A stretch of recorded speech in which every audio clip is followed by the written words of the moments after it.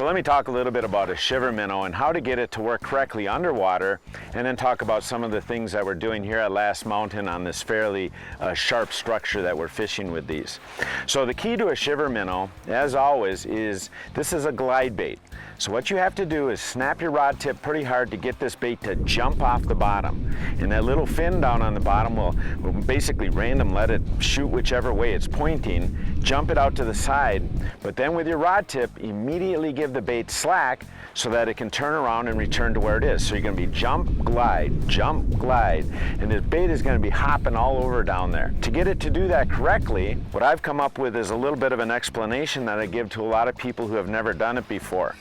What you always wanna do is pop the rod and then immediately give it slack. And in fact, you pop it so much that a lot of times what you're doing is creating above the water a loop in your line, an upward loop.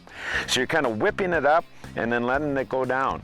But the other thing you'll know is if you're doing it right, you can actually watch your line in the water. It will loop, it'll pause a second, that's the bait running out, and as soon as it turns around and is coming back, the line will actually run. Now, when you're fishing sharp structure like on Last Mountain here, a couple things you want to pay attention to. As you're graphing around, if you actually mark fish or you're just sitting still and a fish comes in under the boat, I even reel in quick and just run it down quick and vertical jig those fish. If you're just kind of working along a break, you haven't seen a lot of fish, you want to cover a little water, then you can cast, but don't make a super long cast. With real sharp structure, if you're in 30 feet of water and you make a little bit of a cast, you might be all the way up in 20.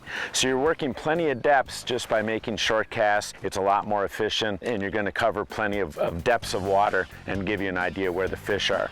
So remember, with that shiver minnow, you got to make it glide, pop, give it slack, let it run, and as soon as you feel anything, set the hook hard. That's a fish coming after your bait.